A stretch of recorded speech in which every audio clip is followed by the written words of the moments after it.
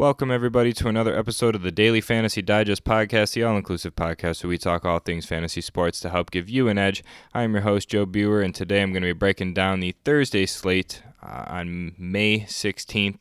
It's a small slate, only 5 games, not too much value to have, so pitchers is going to be very crucial for this slate. I'm going to break down a few of my favorite pitching plays and 2 bat stacks that I think are going to be highly you're going to have them in your lineups to be able to cash tomorrow. So let's jump right into pitching. Tomorrow, I really think I like Jose Quintana the most. Castillo, I understand, is the K upside is there, but 10-6 on a price tag like that is getting a little high for me, and we're bound to see some regression or a bad game at some point. I think that comes against the Cubs on this slate. The Cubs have been hot lately, just absolutely putting on a clinic for any pitcher that comes into Wrigley. So I really like Quintana here. The upside that he has is pretty drastic when it comes to Ks. And even when he does have bad games and gives up runs, he still is able to put up somewhat of a decent performance and get you into that 16 range for DK points. He has had some flashing upside of 11 Ks, 7. So I think this is a great spot for Quintana against Cincinnati lineup, who isn't the greatest when it comes to hitting. Now, the mid-range here is pretty gross for this slate tomorrow. There's a few plays I like. If you want to go mid-range, Marcus Stroman is a possibility as well. He's in a potentially good spot against the White Sox, who haven't been playing too well lately. But I'm not the biggest fan of Stroman tomorrow. I think he's a big GPP play for me. A player that I do like a lot, and I think he's a little too cheap, is Eric Lawyer. I really think that just despite the game where he was in Coors Field, it's been pretty consistent. 2 runs giving up for the most part, but has a decent K upside, upwards of 7 and 8, and he's even flashed some games down at the start, 9K games. He's been fairly consistent at about the 15 to 17 point range. Throws lefty. There's only a few players on the Pirates that really scare me off of Lawyer, and that's Josh Bell and Starling Marte. But I think that Lawyer is going to be somebody that we can look at to really go ahead and give us some ability to stack some of the bats that we're going to want to stack. The only other player I would pivot off of Lawyer is if you wanted to go Stroman. I think that he has a good matchup against the White Sox, but he's been on a somewhat of a downward slope lately. In last game against the White Sox, they gave up 3 runs and only struck out 4 in 6 innings. So I think Stroman is a decent GPP play, but I would probably end up going Lawyer here because it seems like you're going to have to go some sort of stars and scrubs when it comes to pitchers. I would consider Trevor Williams. 8.3K is pretty fair. So he would be my other SP2 for cash games as well. Since he's been fairly consistent lately. San Diego has been pretty hot lately. Franmil Reyes and Manny Machado really are scaring me off of Trevor Williams for the most part. But for me, Quintana's a lock at SP1 for me, and for SP2 it would be Lawyer or Trevor Williams. So for the sake of this video, I'm going to keep Lawyer in and go over to some of the bat stacks that I want. I really do want to attack Dylan Covey here tomorrow, so I want to go over to Toronto here, and I really want to just lock in Eric Sogard, who usually hits leadoff, absolute monster against righty bats, and I think that Toronto stack is going to go a little bit overlooked when you look at the other stacks that are a little bit higher priced and can produce. They'll probably produce more runs, but I think that this stack is a safer stack, especially when you're looking for value.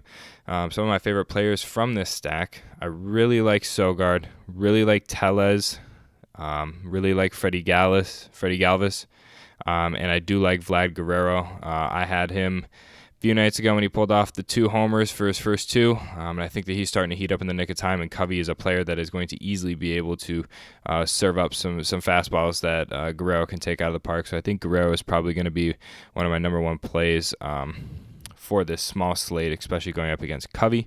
It's probably going to be the 3 players I'm going to target the most, Sogard, Tellez, and Guerrero. The other stack that I want to look at is the Twins going up against Eric Swanson, who is absolutely dreadful.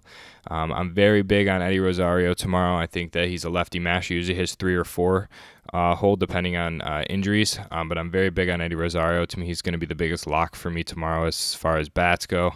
Another player that I will look at is Jorge Polanco. I think that his price tag at $5K is fair for how well he's been playing as of recent.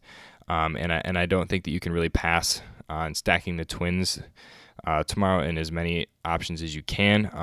And another player that I want to look at on the Twins is Marwin Gonzalez. 3.5K is just ridiculous. This guy's been absolutely hitting out of his mind lately.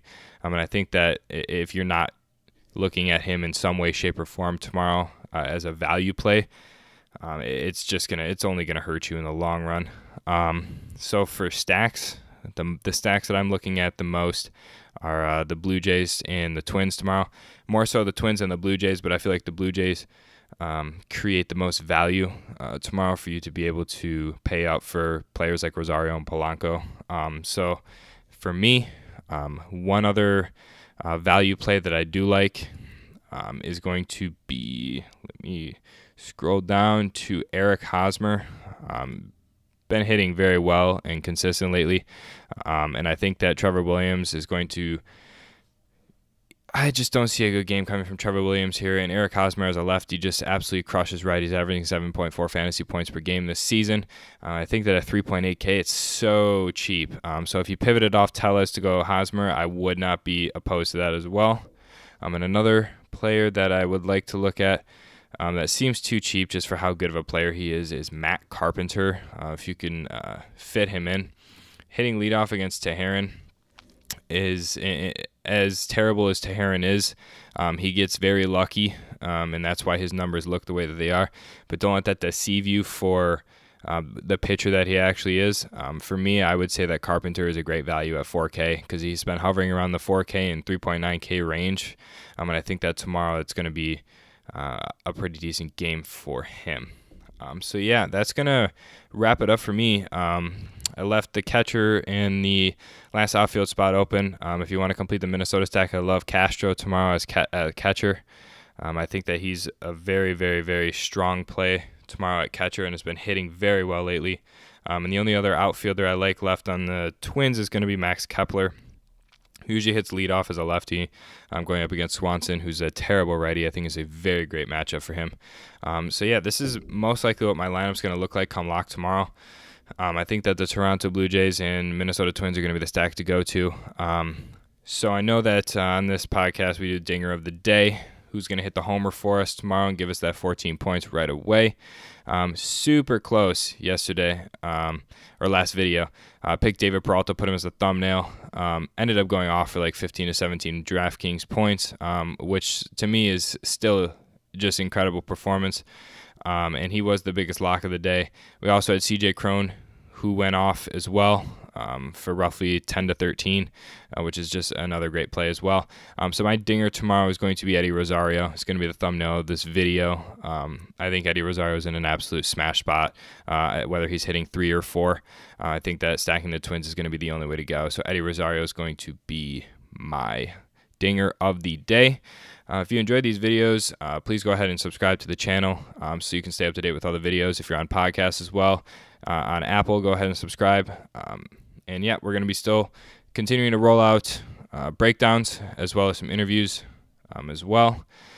So yeah, if you wouldn't mind giving us a follow on Twitter at @FantasyDigest_, that'd be super appreciated. We tweet out all the videos as well as some updates prior to lock.